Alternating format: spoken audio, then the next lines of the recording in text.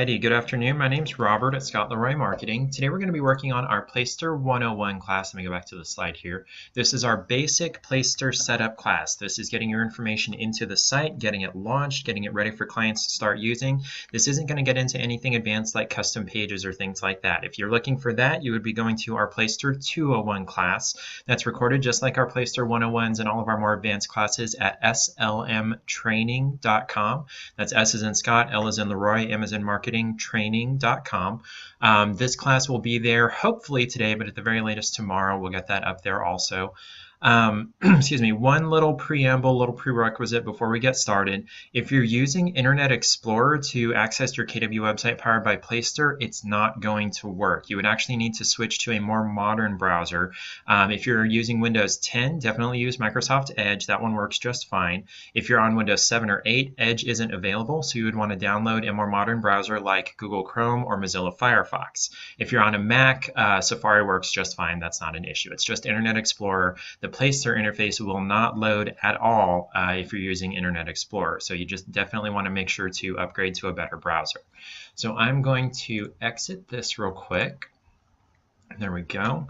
And bring up where I'm signed into MyKW. That is going to be our first step. We'll get signed into our mykw.kw.com homepage. Your site administration is not accessed by logging directly into your site. So you wouldn't go to your homepage and click login up in the top right. Instead, you're going to administer your site and make changes to it through MyKW. So definitely get logged into your mykw.kw.com homepage. I'll give you guys just a second to do that. While you're doing that, I do want to point out, definitely over in the chat window, I'm going to send a message here. There we go. In the chat window there, if you do have questions, make sure to shoot them over there in the chat window. Since everybody else is muted, I won't be able to hear you. If I'm moving too quickly, or if I need to go back over something, or if something is unclear, definitely let me know. That's what I'm here for. Once we're logged into our mykw.kw.com homepage, up in the very top black menu, we'll hover over Technology, and we'll click on this third one down, which is KW Websites. Once we're there, we should have a red button here that says Go to My Website. If we don't have this button, unfortunately, there's not anything we can do about it during the time of this class. What needs to happen for this button to appear for you is that A, your @kw.com email address has to exist. You don't have to use it. You don't have to put it on any marketing materials. You don't have to send any messages to or from it. It just has to exist. And if we did your setup for you, that KW email does exist. So that's not something you need to worry about.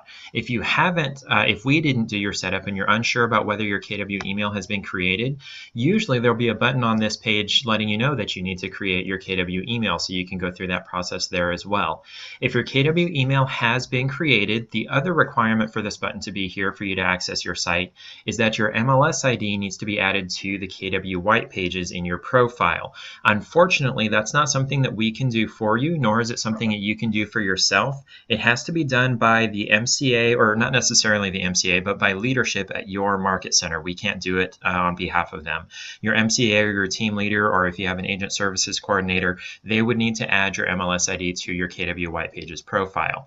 Once they do that, and once your KW email exists, roughly 24 hours later, you'll get a notification to your KW email and a pop-up notification when you first log into mykw.kw.com that that site is now available for you to start editing. Once you receive that notification, then you can either go through this class here, the Placester 101, or we actually have a free service through your Market Center subscription where we can actually set the site up for you.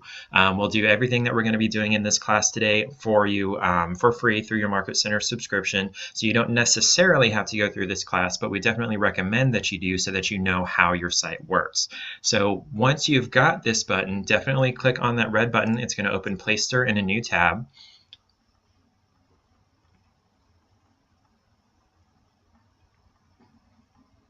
Eventually. There we are, and let me zoom in just a little bit so you guys can see better.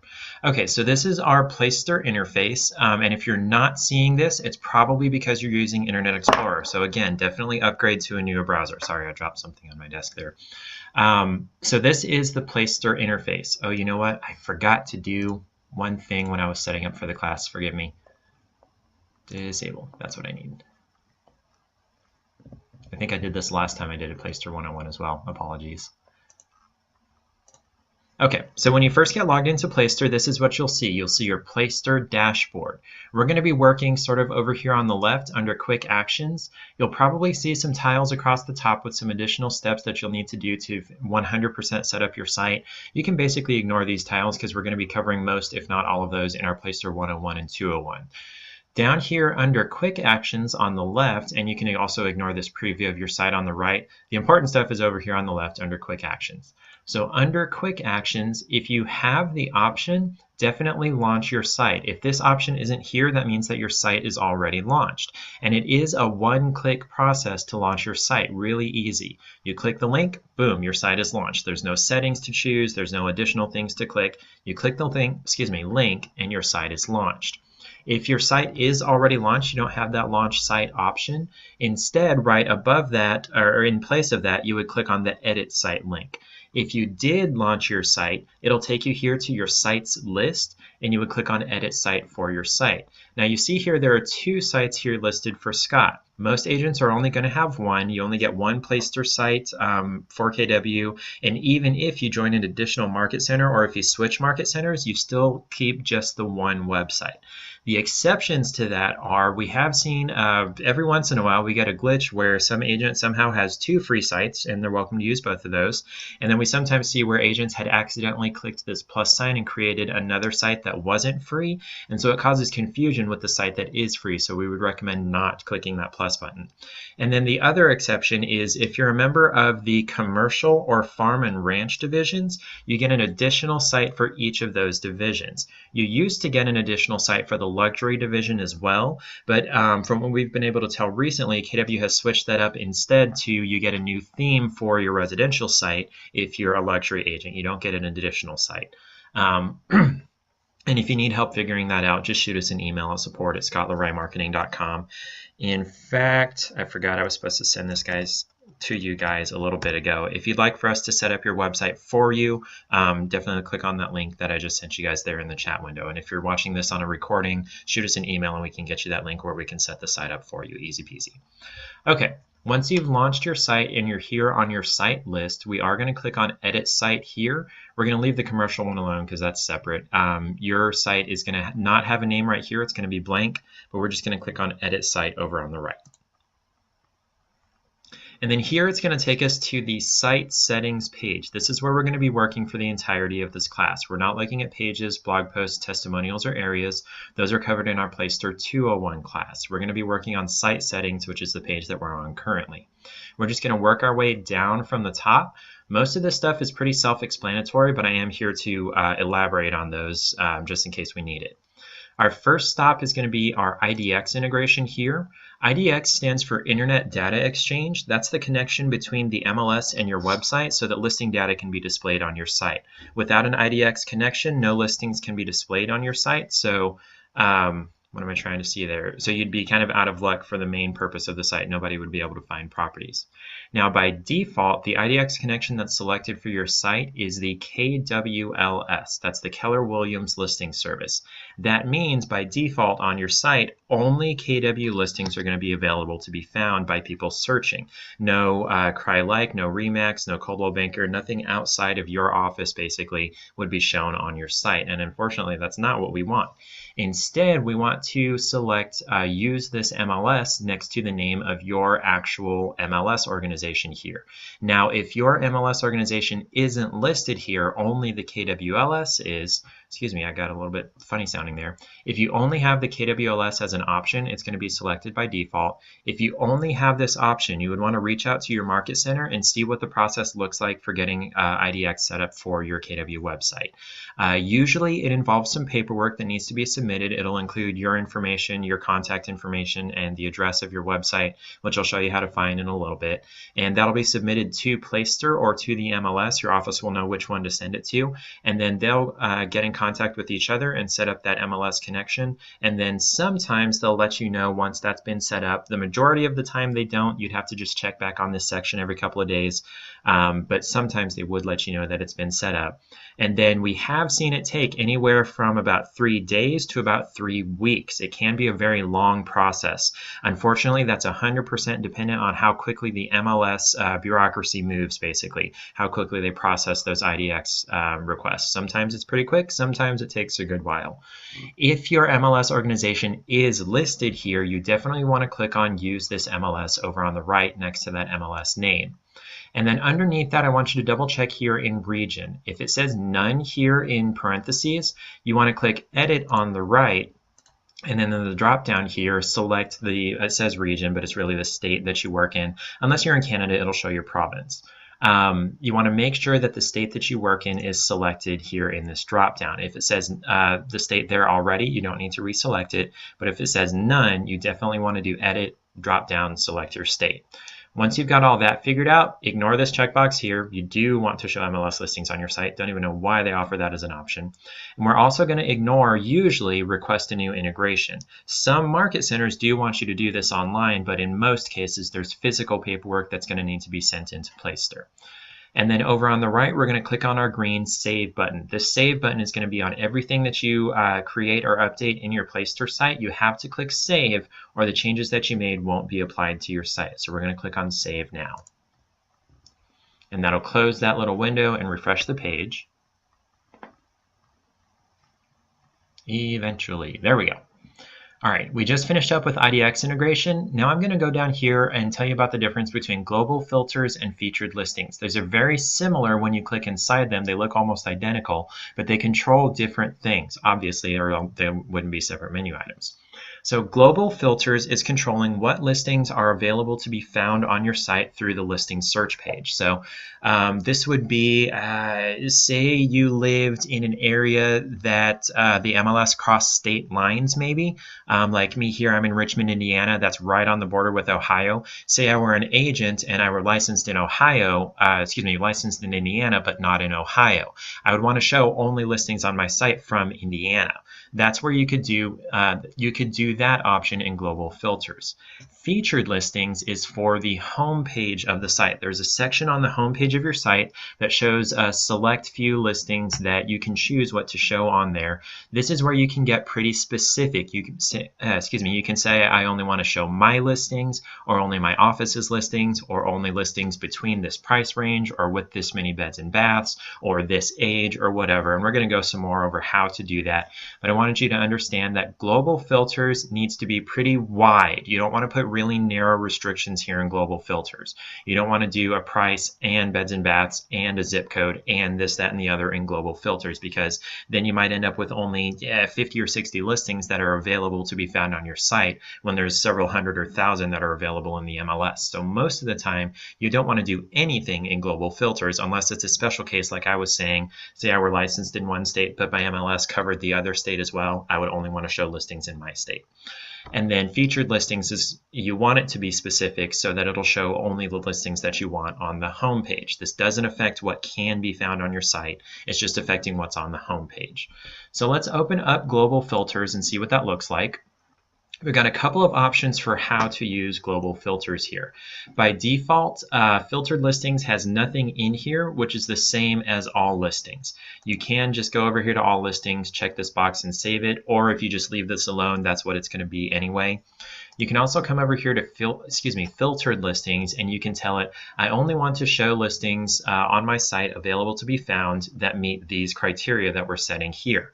And you can add some additional criteria in this drop down here, and these options are going to be different based on your MLS. What are they called? Basically what drop downs you have when you're adding a listing to the MLS, what options are available. These are going to be different on a per MLS basis, but most of the time you're going to have your city, county, state, street address, zip, whatever. Like I said, in global filters, you don't want this to be very, very narrow. At most, you would want to do maybe a state or couple of zip codes or a county, you want people on your site to be able to be able to find as many listings as possible so that you have more opportunity for business. So I'm going to, in global filters here, let's see, Scott's IDX is in Arkansas. Let's pretend that I don't want to work. No, I don't even know what's in Arkansas. So I'm going to leave this alone here. If you guys want some more information about setting your global filters specifically, shoot us an email at support@scottleroymarketing.com, because this is going to be kind of a different situation for each agent. In most cases, you want to leave global filters alone, except for certain ones where you don't want to work outside of a certain area or certain parameters. Okay.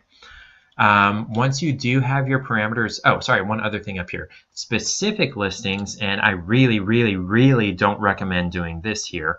I'm not even sure why they have this as an option here. You can search for specific listings using the criteria here and add them over on the right. You click it on the left, add it over to the right, and only the listings in this list that you've manually chosen would be able to be found on your site. And as they go off the market, new ones wouldn't come in, and as new ones come on the market, they wouldn't come in either. Only the listings that are on this side would be able to be found on your site. You really, really probably don't want to do that. In most cases, again, you just want to leave it as all listings, check this box, and save it. Yes, I do want to save that. Okay, so that's global filters. Down here in featured listings, you can get a lot more picky. This is showing the listings that you want to show on your site on the home page. And I'm going to open up Scott's site.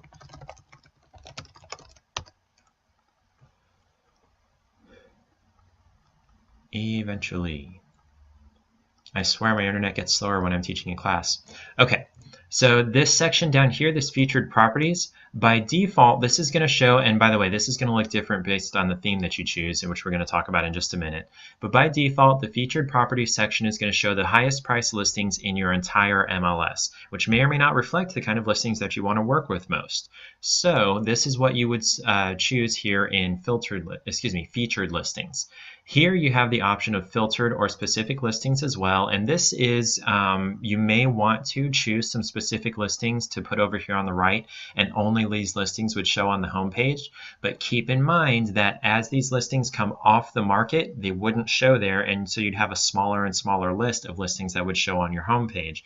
And then as new listings come on the market, you would need to come in here for each one and manually add it over to this list. So it's usually not recommended to do this, but say you know, you're an agent, you want to focus on luxury properties, and you've got several luxury listings, but then you've also got some flippers and some investment properties that are under your MLS ID. You maybe don't want to show those flippers and investment properties on your home page. So you could come in here and say, show all of my listings. Search for your listings by add search criteria, come down here, agent ID, add that and put in your agent MLS ID here, and that would list all of your listings over here on the left. And then you would add over only the luxury ones that you want to show on the home page. You just click it, click add, now it's on the right. And then you would leave the flippers or the investment homes or first homes, whatever, over here on the left. That's how you would use the specific listings.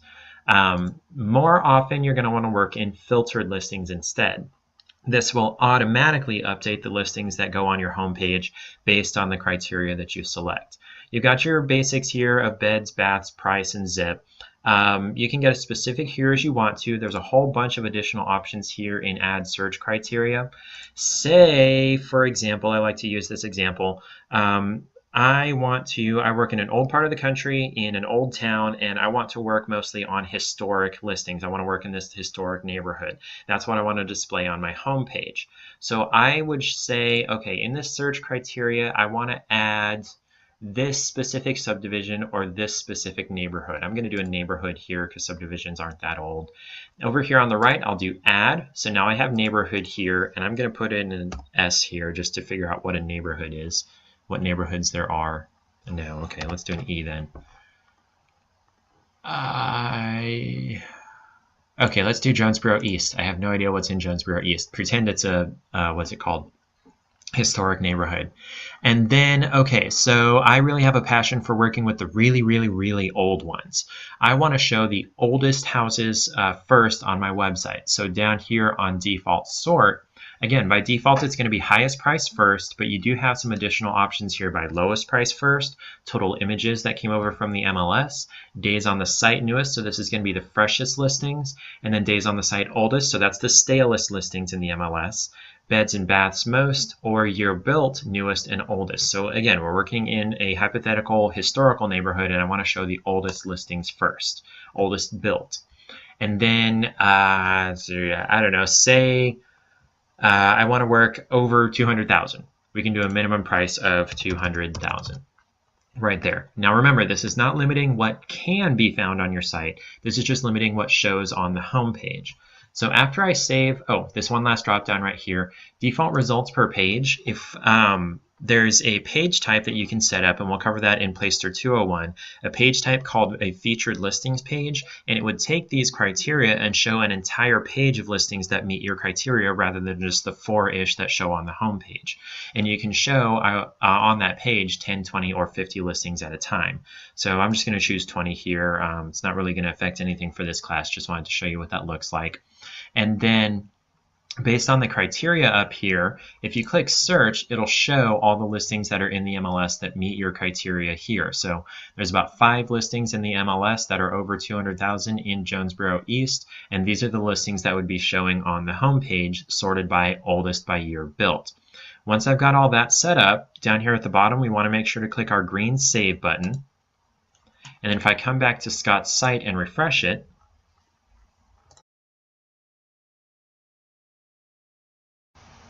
now in my featured properties section, I've got these other 4 listings here, and they're sorted by year built oldest. I don't know when this 1208 Robin Road was built, but it's obviously built built before this 302 steel, because that's how we sorted them.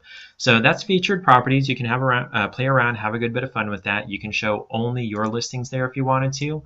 You would go to add a search criteria, come down here to agent or office info, do add agent ID, add that over on the right, put in your MLS ID, whatever it is, and then when you save it, only your listings would show on the home page. That's what people usually want to do, and we can set that up for you, really easy to do. Just shoot us an email at support@scottleroymarketing.com.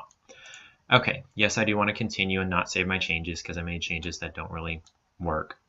Under that, we have this last option in the listings section called Open House Info. We're not going to cover that because it's specific to single property websites, which this is not a single property website. If you wanted a single property website, you'd have to contact Placester directly. That's where you can set up a website for one specific listing. No other listing information would be able to be found on that single property site except for that one listing. And if you're hosting an open house for that one listing, you could come to this section and put in that open house info. And I believe, I've never actually seen this, but I believe what it would do is pop up on the home page, we're having an open house such and such date, such and such time, sign up if you want to come, or something like that. So if you want more information about that and having an open house, or a single property site, get in contact with Placester directly, Placester. Their email is support@placester.com. Let me send that over to you. There we go. Okay. Under that, we're going to drop down here to the site design section. Our first section here is theme selection. In here, we've got several options to pick over, and I'll go through them all with you. There are 8 themes that are available to KW agents. It says 7 of 8 up here. 2 of those themes are specific to KW agents only. Nobody that's not a KW agent gets these 2 themes. You can scroll through them here by clicking on these arrows on either side. Just pick whichever one has the look and feel that you like. One important thing to point out is that you're not choosing your theme based on this picture here on the home page. This picture here and the pictures that slide through the home page, you're in control of. You tell it what pictures to show here and what not. So you're choosing your theme based on the layout, on the look and feel, the way things are positioned, rather than that picture there, okay? So like this Madison theme here, this is the KW specific one. So is the Madison Metro here. You're not choosing a theme based on the picture back here. You're choosing it based on the layout and the look and feel. I'm going to stick with the default one, the Madison here. Again, this is KW specific. Under that, most themes have an option here to choose some colors. This is choosing for the Madison theme the color of this whole header bar up here and the color of your search bar. We can change that to like a nice blue, another blue, a couple of different greens there. I like this gray here. It's kind of a blue-gray. It's a really neat color to me. So that's what you're changing with the color here. And other themes are going to have different options here. Like the Fremont, you can change it to like a green and gray here. It's got a blue right here. It'll show you what it'll look like up there in the preview. I'm going to go back to our main Madison one and choose that gray-blue that I really like. Excuse me. And then, excuse me. Gosh, I'm having some trouble here with my stomach. Okay. So in the step 3 here, this is specific to the Madison theme, not even for the Madison Metro, just the Madison.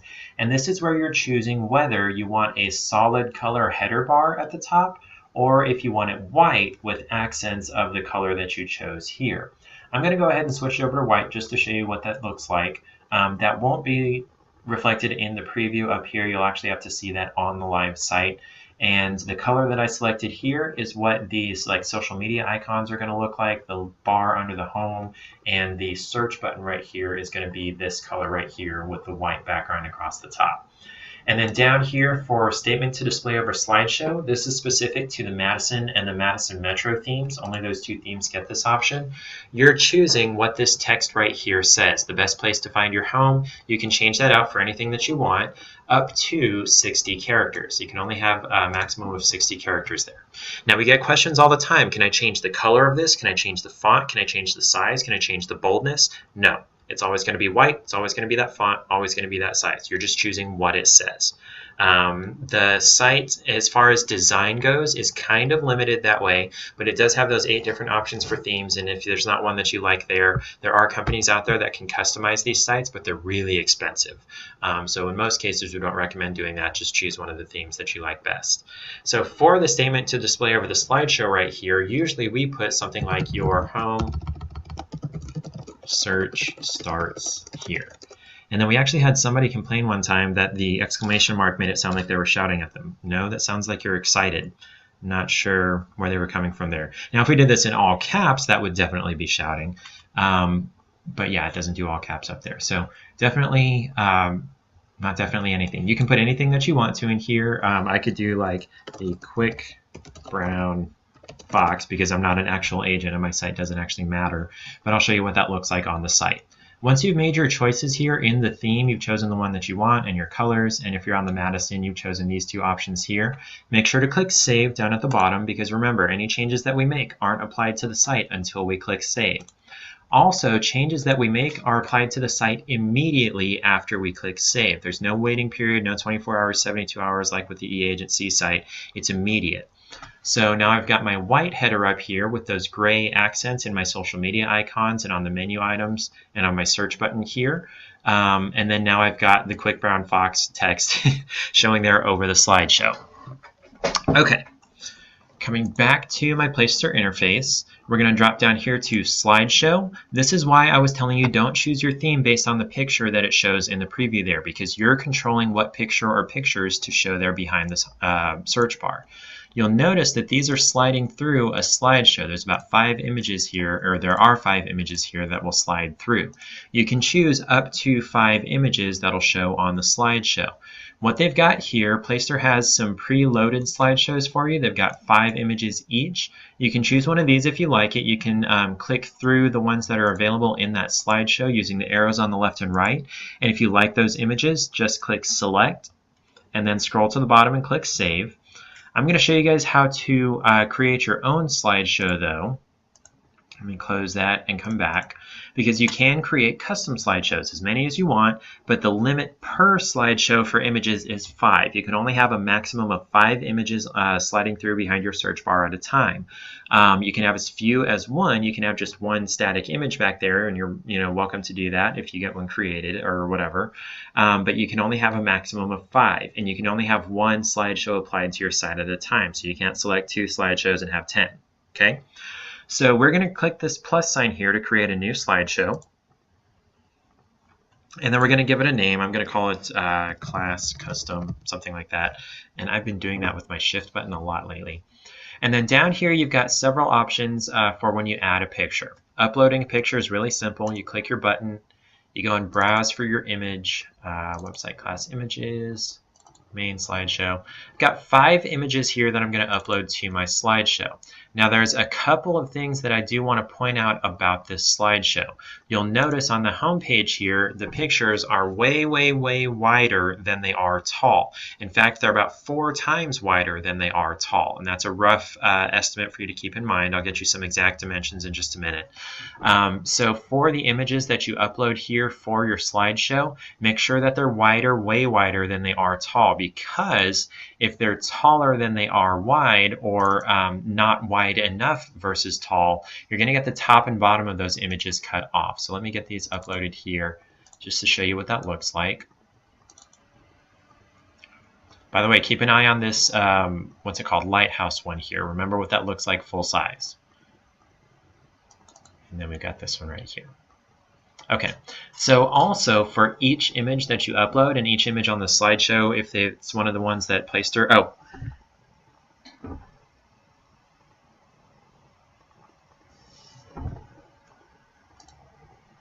okay, sorry, Christine Morales and viewer. Okay, thank you so much for answering that. I guess I missed that chat there. Yes, we are recording at www.smtraining.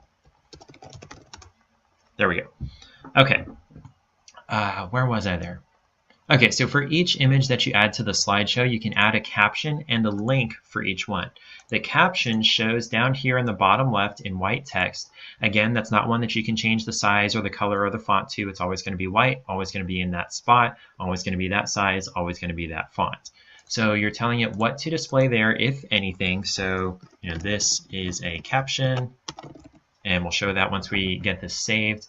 And then also you can apply a link to the image in the slideshow, so that if someone were to click on this image while it's showing here on the home page, or on this image or on the next one, it would go to either maybe a specific page in your site, or maybe to your Facebook, or maybe say you're hosting an event, you could take them to that Eventbrite page, or say, you know, you're showing off, this is our great downtown area, this is our great beaches, this is our great whatever. You can add a link to visit downtown or visit beaches or whatever the website is for that area.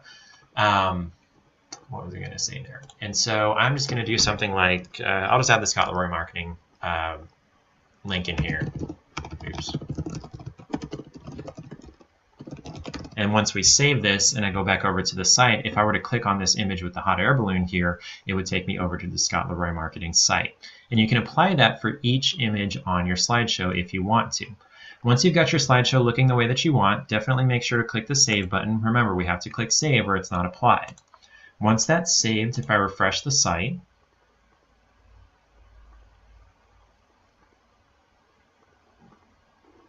there we go. Now we've got our hot air balloon image here. There's our caption right there. Let me go back here.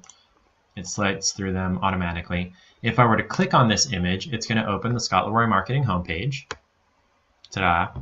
So that's how you can add a slideshow, add your caption, add a link to it. And then I do want to point out, remember our boots and the dock in the water image here? Look what happened to it. The top and the bottom got cut off. We're seeing the full width of the image, but the top and bottom got cut off because they were too tall. We'll go back to our slideshow section here, and up at the top of this section here, there's a link that says, please visit this help article for image resizing tips and to learn ideal slideshow dimensions for each Placester theme. Each theme has its own, what are they called, slideshow dimensions that they want you to use, but usually a good estimate is going to be 1600 pixels wide, so 1600 pixels wide by 600 pixels tall. And that on this page here, it doesn't list them for the Madison and the Madison Metro because, again, those are KW specific. Nobody else seeing this page that's not a KW agent would be able to use the Madison or the Madison Metro theme. For those, it is exactly 1600 wide by 660. No, I think it's 1660 wide by 600 tall. But usually 1600, 600 will fit just fine with the minimal amount of cropping. Now, if you don't know how to crop and resize images, this page shows you how. So definitely check that out there.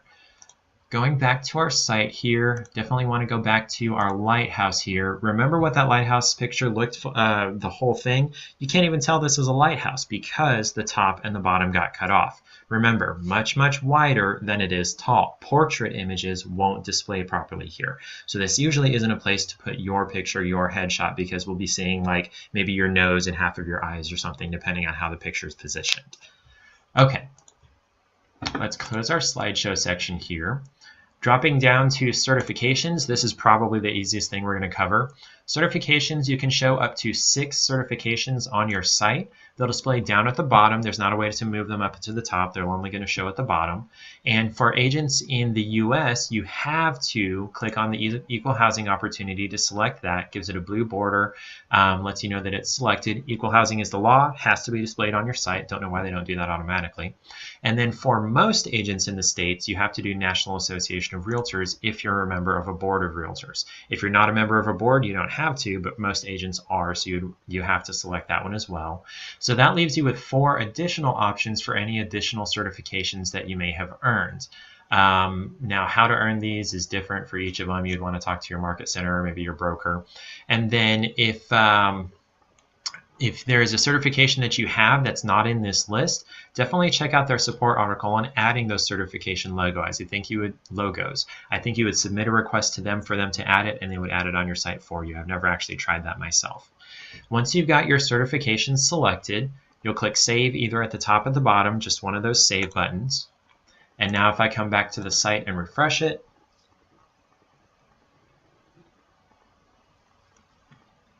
and then scroll down to the bottom, here's my Equal Housing and National Association of Realtors. Okay, dropping down here to social networks. In these boxes here, I left our examples so that I could show you guys what it's looking for here. In everything except LinkedIn and YouTube, they're asking for everything that's after the first slash. Actually, in LinkedIn and YouTube, that's what they're asking for as well. It's just a little bit wonky, and I'll tell you about that in a second. So for Facebook or Twitter or Pinterest or Google Plus, whatever, they don't want the entire http://YouTube or facebook.com/blah, blah, blah, blah, blah. They only want the part after the slash. That's why they listed the part before the slash over here. Should be pretty self-explanatory, but we got lots of questions about that. So if your Facebook page address is www.facebook.com/my first and last name, they only want my first and last name in this box. Same for Twitter. LinkedIn and YouTube are a little bit special. You still only want the part that's after the first slash, but they want you to include that second slash as well. On LinkedIn, profiles are listed linkedin.com/in/ and then your username or your custom URL that you've set. So you definitely want to make sure to include the in/ here. If you just put linkedin.com and left this part out and just put in your username there, it would not link properly to your LinkedIn page. Same for YouTube.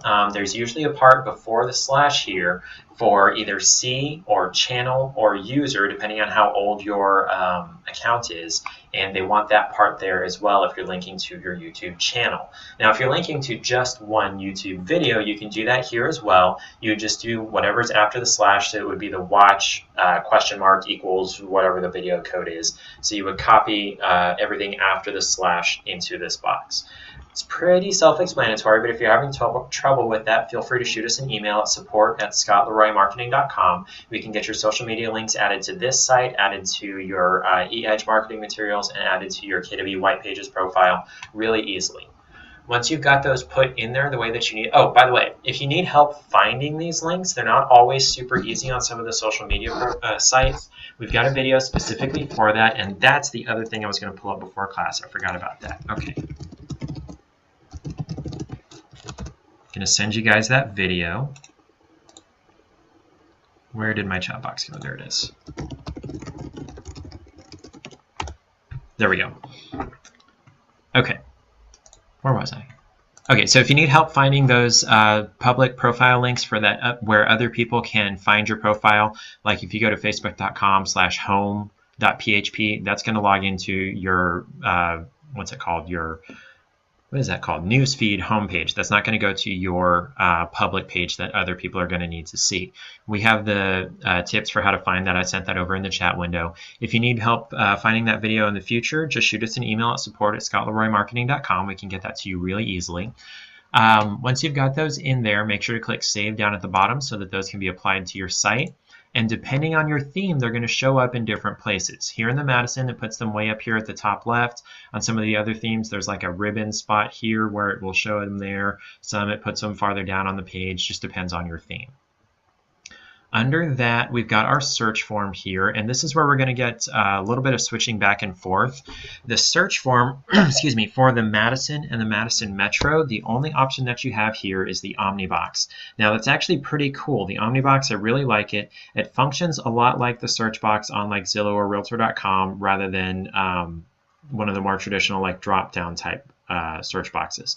And what I mean by that is in this box, you can type everything that you would have chosen in a drop-down instead.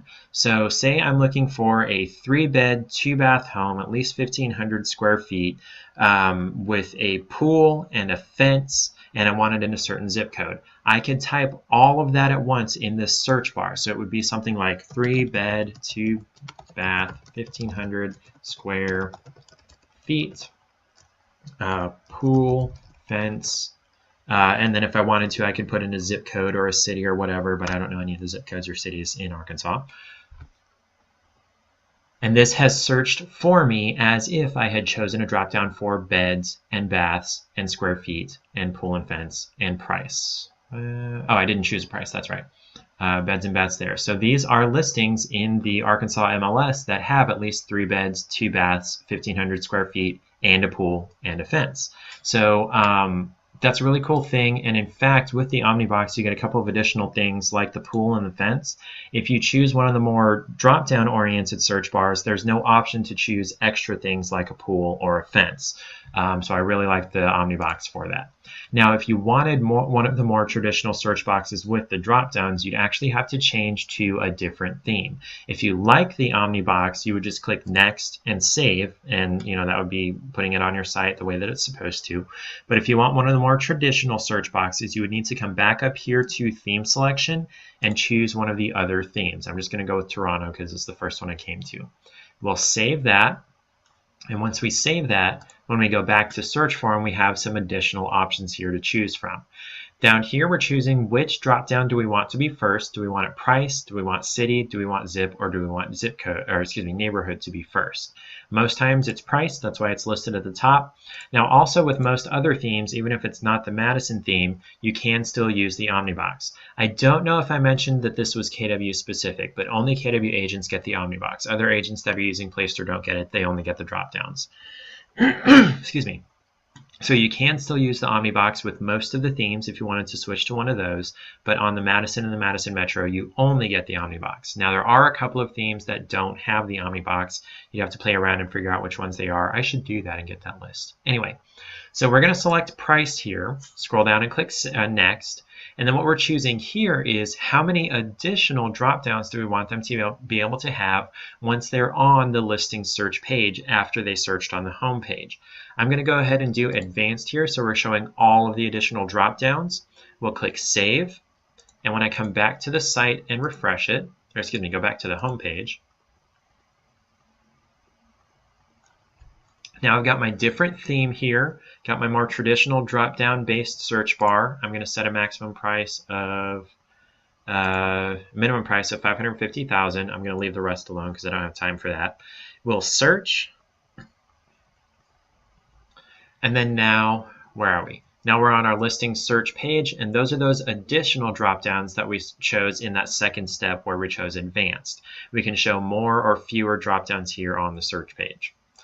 Now, one little glitch that happens, and I'm not sure why they haven't fixed this yet, but we're very aware of it, and it's not very hard to fix on your end. What happens is if you've chosen a different theme like this Toronto one here, and you've chosen one of the drop-down based search bars, if you switch your theme back to the Madison or the Madison Metro, what happens is it tries to keep that drop-down based search bar. So if I come back to the home page here, it's going to look really funny. I've still got those drop downs there, but they're really wide and the search bar is even wider and it looks really weird. So what we need to do is actually go back into the search form here and resave the Omnibox selection. So if you switch to a different theme, chose one of those other search boxes, and then decided, no, I want to go back to the Madison, you have to resave the Omnibox or else it's going to look funny like this. And then if you refresh it, now we've got our Omnibox. Okay, dropping down here to the menu. Your menu is, I want to say completely customizable. You can add as many items to your menu as you want. On the old eEdge site, you could only add one menu item, and that's only when you added the one page that you were allowed to add. On your Placester site, you can have as many menu items and as many pages as you want, and the menu items don't have to link to pages in your site. Really easy to do so, but they don't have to. So we're going to add a couple of menu items here to your menu. Down at the bottom here, this drop down here shows you the different menu items that you have available to add to your menu here.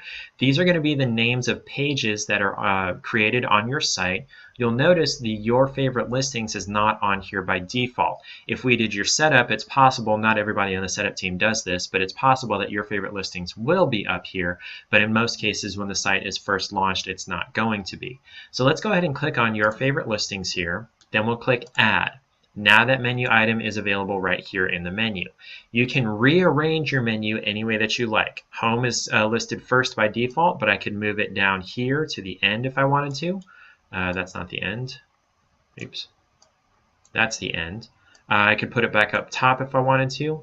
Now Your Favorite Listings here, I'm going to drag this on top of Listing Search. And you notice there's that dashed line around Listing Search. When I let go of this, Your Favorite Listings is now indented under Listing Search. That means when I save this and go over to my home page, if I hover over Listing Search, I'll get a drop down that includes Your Favorite Listings. So you can create drop down menus on your home page menu as well. Now you can only have one degree of drop down, so you can have more than one thing under Listing Search, but you can't have anything under Your Favorite Listings if it's under Listing Search. Okay, you can only go one level down. Now we're going to add an additional menu item here. And we're going to add custom URL. This is where you can link to pages that are outside of your site, ones that have not been created in your site. So we're going to do custom URL, then we'll click add. And now we've got these options here for label, URL, and tooltip. Label is what it's going to say on the menu, and here we're going to add the link to your branded KW app, the one with your information on it.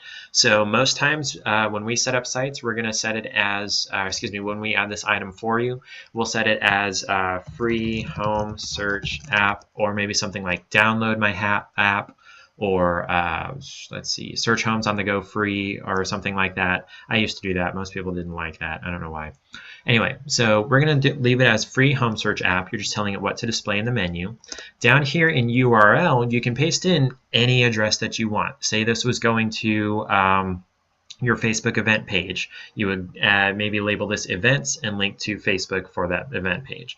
You can link to, say you're a member of a classic car club. You could link to your classic car club here. Classic car club. That should not be a tongue twister. Anyway. So you can link to anything in this box. We're going to go find our branded KW app URL to put in here. It's really easy to do. We're going to come back over to our MyKW homepage, which should still be open in a new tab. And then in our eEdge control panel here, in the top center, we'll, in My Marketing, click this plus sign here, and then click on Manage eAgency Website. Now, unfortunately, I'm not going to be able to show you the rest of this process, but it's really easy to talk you through. I can't show you this because it's exclusive to agents, and Scott isn't an agent, so we don't actually have the rest of this process to display for you. So if you're an agent, which most of you are going to be, click on the Manage eAgency Website, and in there, in the eAgency interface, and also don't get confused with the website part there. This is a retired site that only exists because the app is administered through it. Anyway, over on the left, you're going to have section 1, 2, 3, 4, and 5.0. Click on section 4.0, and then click on the last one down there, which is, I believe, section 4.5, which is mobile property search. Once you click on that, over on the right, You'll have a drop down where you can select your office, and once your office is selected, there's going to be a link immediately under that that says http://app.kw.com/kw and then number. That is your personalized branded KW app page. That's unique to you. So we're going to copy that full http:// everything that's on that line there, and copy that. Come back over to your Placester interface, and we'll paste that here in the URL. And then it'll be like number after that. I'm going to leave that off there because this is the plain general KW app just to show you what it looks like. But pasting in your app link here, and you do want the whole thing here, is going to link to your personalized app page. Down here for tooltip, this is simply when someone hovers over your menu item that you've added here, they'll get a little box that pops up under their cursor basically describing what this is. So download my... It's not required to have a tooltip. You can leave this blank if you want to. Most times I do. Just wanted to show you what this looks like for you to know what it looks like.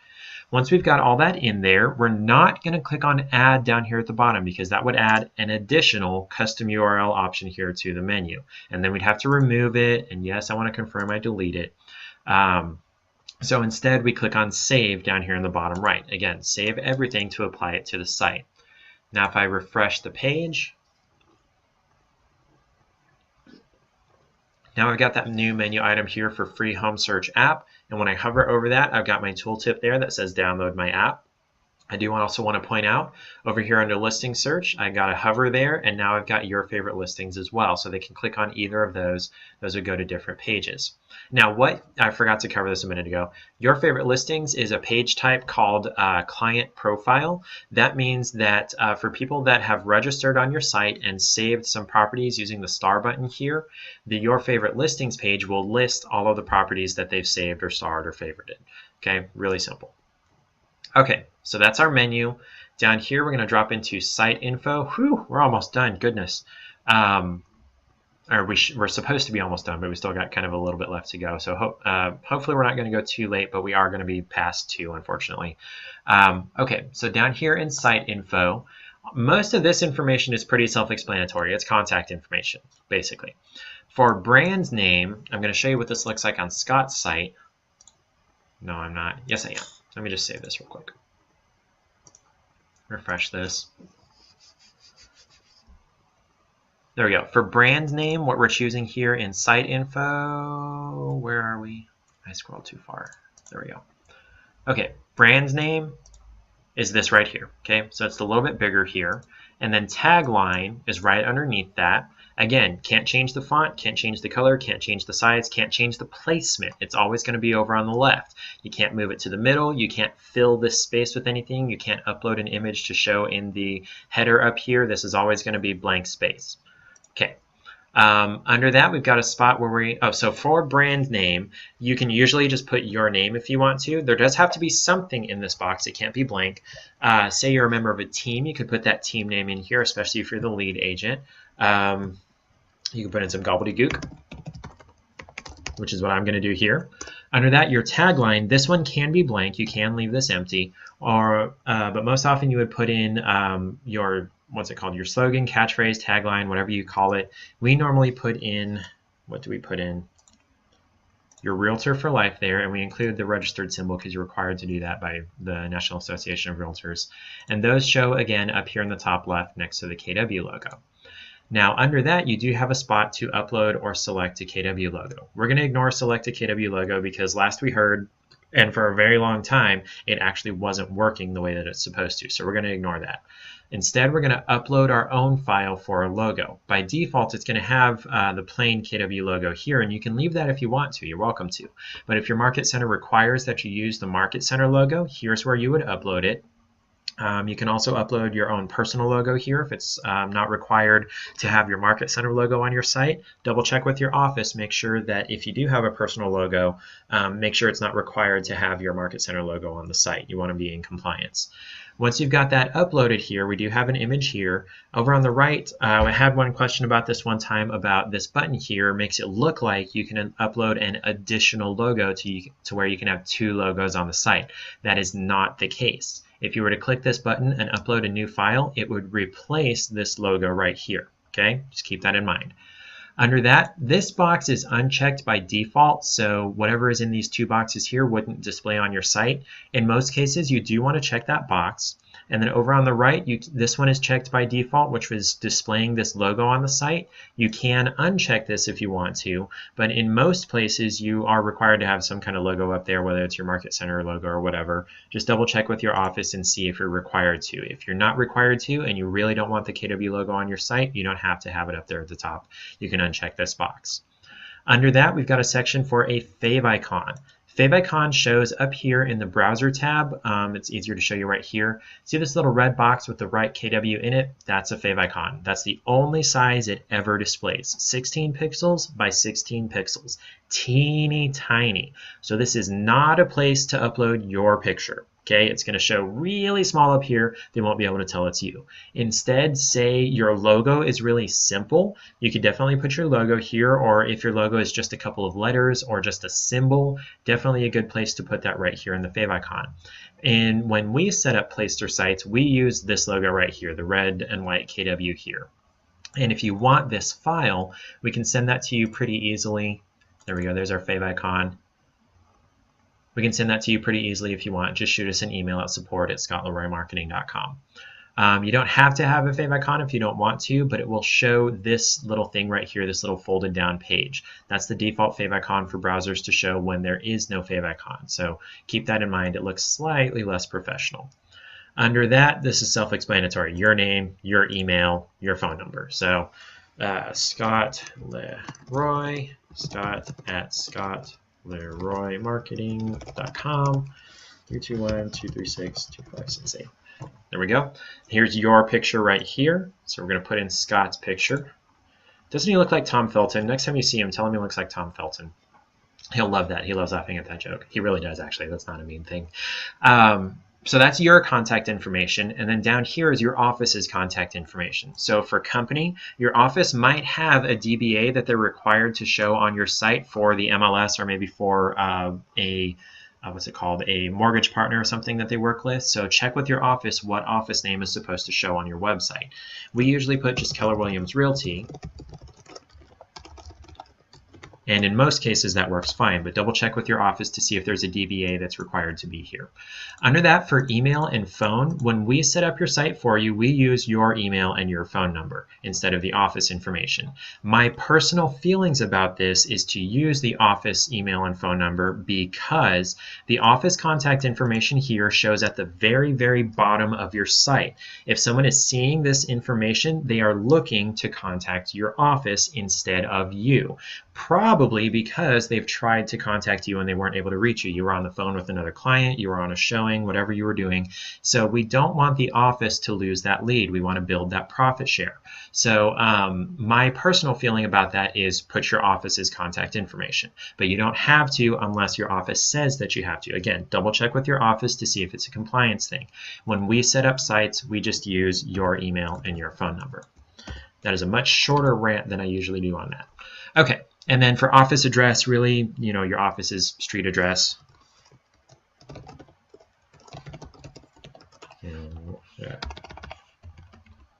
Whatever.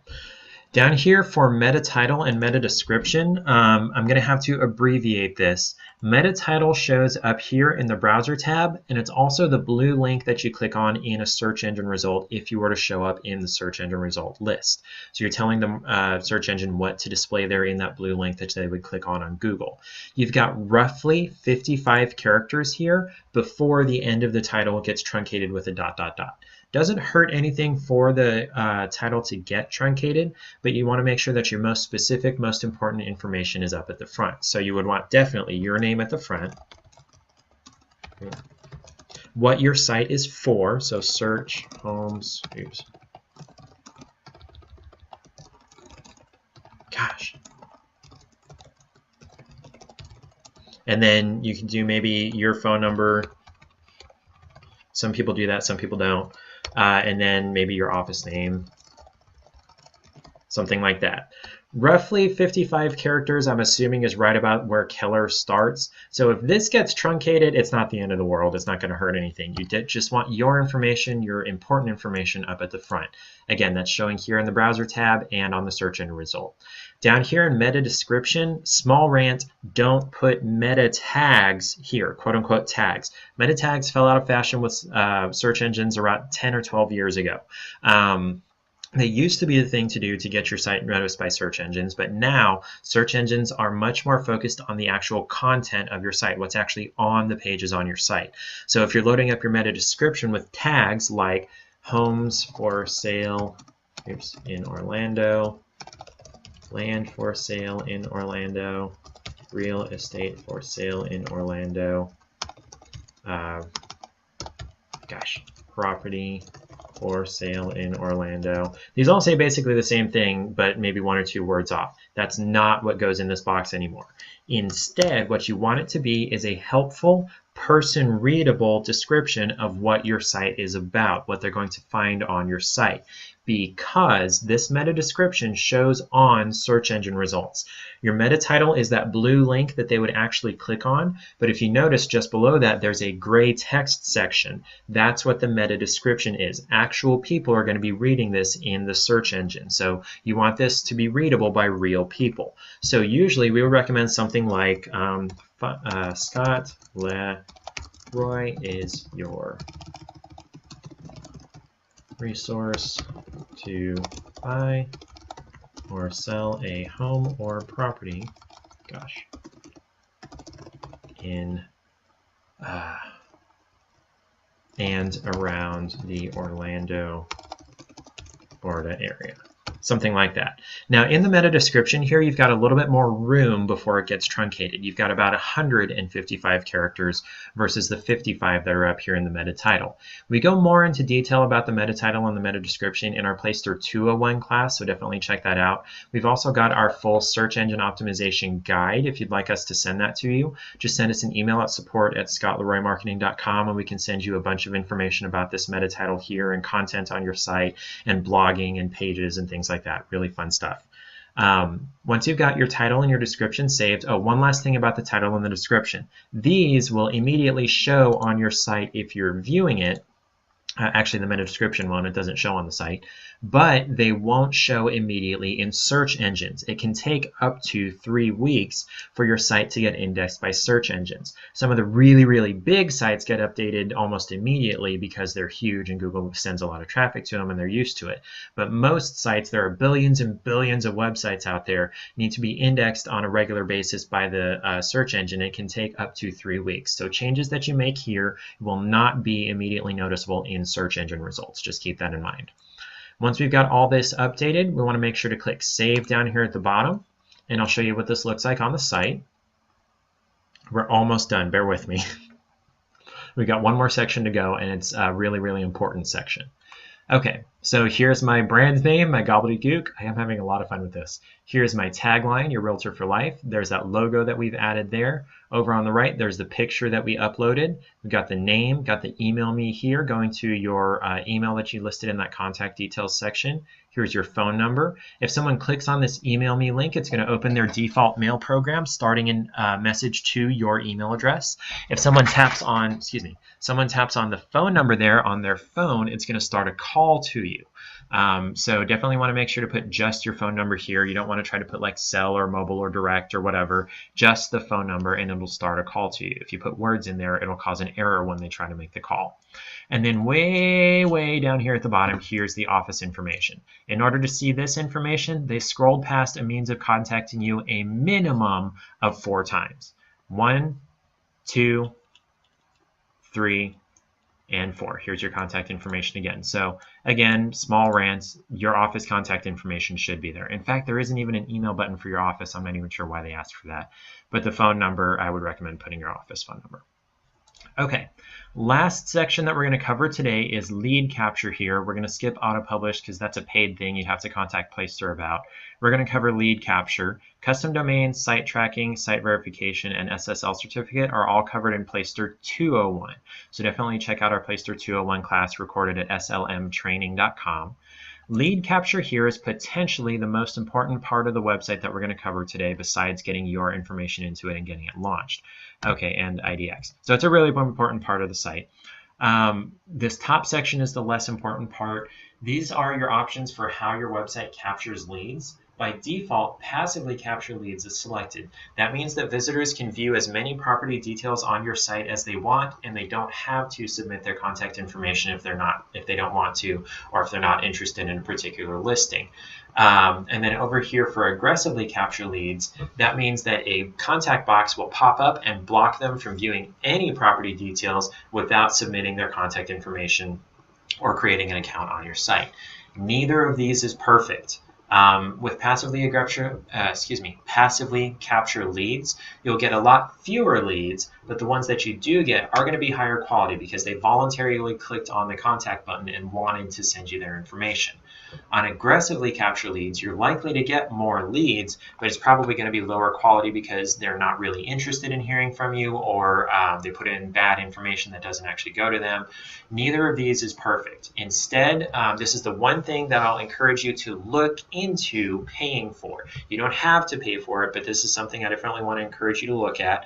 Placester has an upgrade package that starts at, I think it's $90 a month, that includes some customization for the lead capture settings here. You can tell it after they view X number of property pages, before they go any further, have them fill out a contact form. So after 3, 4, 5 properties that they've viewed, make them fill out a contact form to view any more.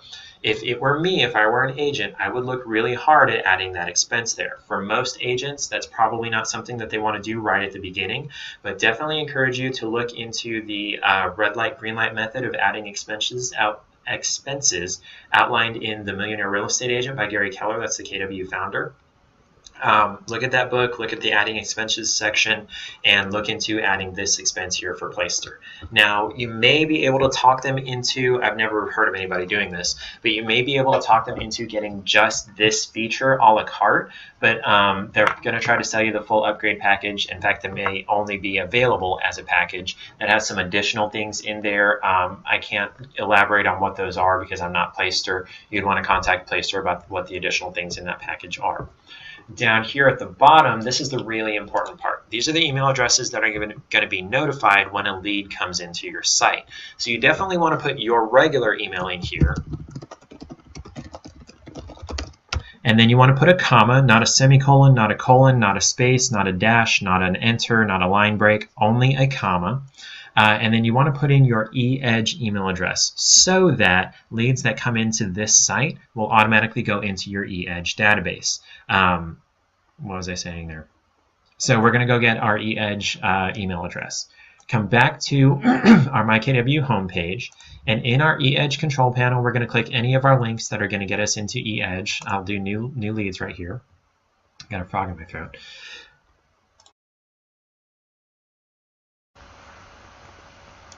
There we go. Once we're in eEdge, up in the top right, let me zoom in here. Eventually. There we go. Up in the top right, we'll click Account and then My Account. And then over on the left, we've got this section here that says eEdge email, and it's going to end in @kwrealty.com. This is the only thing you need this address for. For everything else, you can forget that it exists. But we're going to highlight this whole thing, right-click it and copy it, come back to Placester, and we're going to paste it in after this comma. Again, only a comma, no semicolon, no colon, no other character, has to be a comma.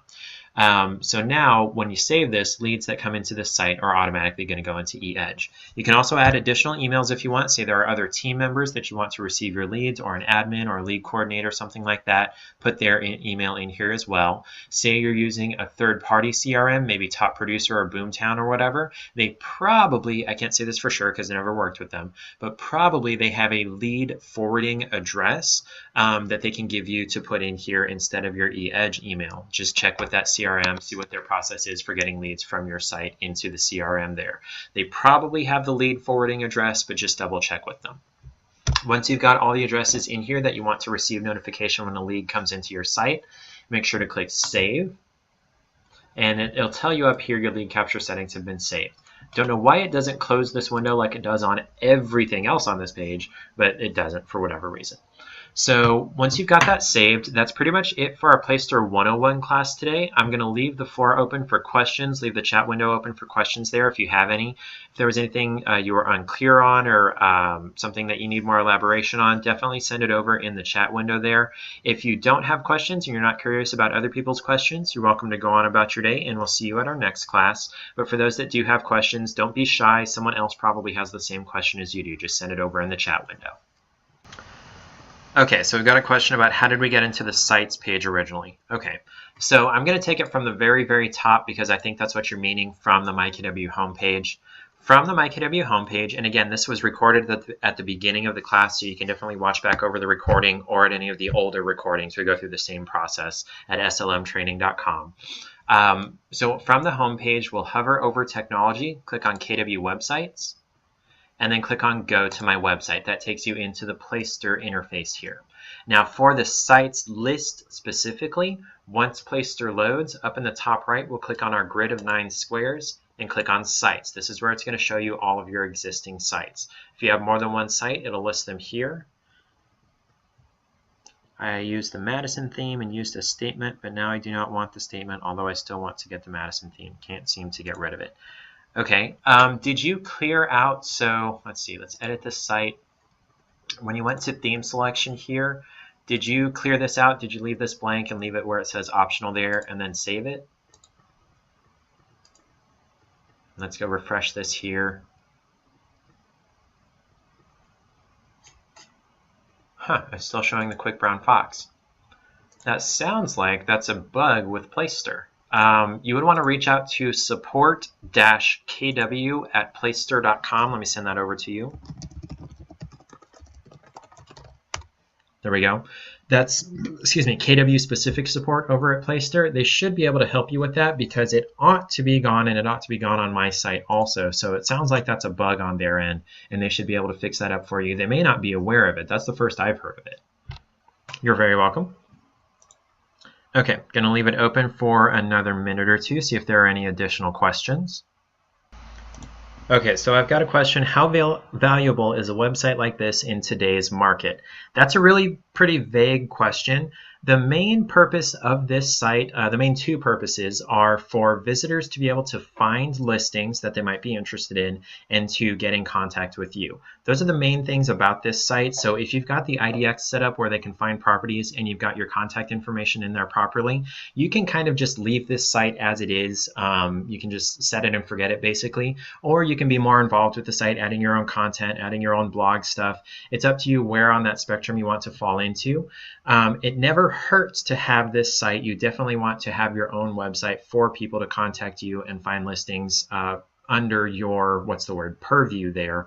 And you're paying for it through your KW technology fees anyway. It's not something that you can cancel, so it doesn't hurt to have it. I would recommend setting it up and using it and putting it on your marketing materials if you can. Let me know if that didn't answer your question. Okay, you're getting feedback from brokers and third parties that leads aren't coming in from websites any longer. Do we agree? The thing about the website is that it's only as good as the traffic that you send to it. This is a lead capturing website. It's not a lead generating website. The lead generation activity needs to come from the agent themselves, directing traffic to this site. So handing out those business cards saying, you know, check out my site. You can find your favorite listings. You can save them. You can get in contact with me really easily. Putting it on marketing materials, sharing it on social media.